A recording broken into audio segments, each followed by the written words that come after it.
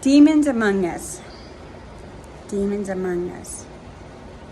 In 2009, the Lord called me to go on a mission trip.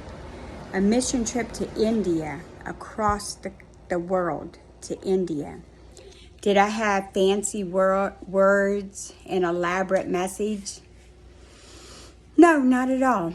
You see, I'm a teacher of children. Children and teaching women is my heart.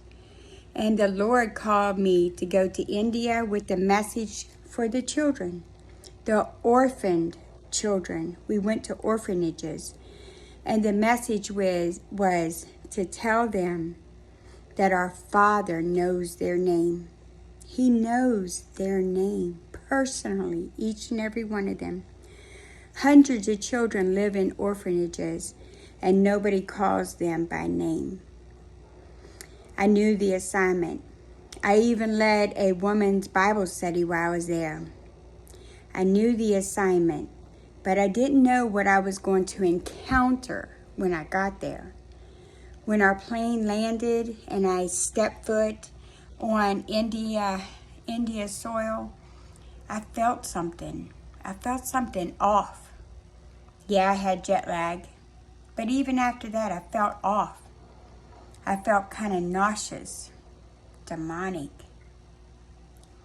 There was one day, I was there 17 days, but there was one day that we were traveling, and we were in a 15-passenger bus, and there was multiple people from our church there. And our bus slowed down and came to a stop, and I heard, and we had curtains over the bus. We had to be very careful not to let them know that Christians and a church was traveling. That's not allowed. So, and I was warned to be careful not to let people know I'm a Christian there. But when we were stopped, I heard in my ear, "Tina!" It was the devil.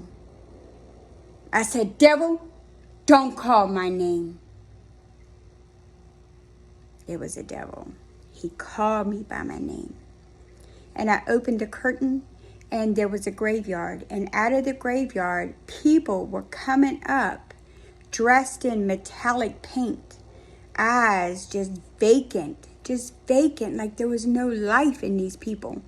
And they had huge idol statues, and they were parading these idol statues. And people, little girl on a pedestal, dressed in metallic paint with no sign of life in her eyes.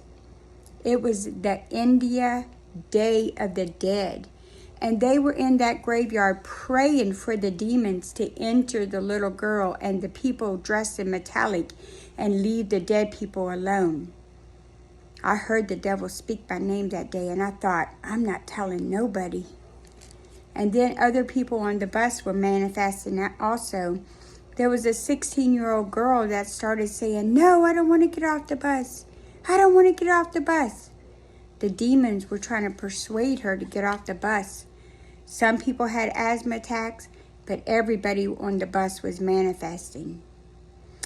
I'm going to go into one of the Gospels, Matthew. You should read them. Chapter 10. I'm going to start at verse 1, but I'm going to skip down. You should read the whole chapter, though. Chapter 10, verse 1. And when he, Jesus, had called his 12 disciples to him, he gave them power over unclean spirits to cast them out, to heal all kinds of sickness and all kinds of disease.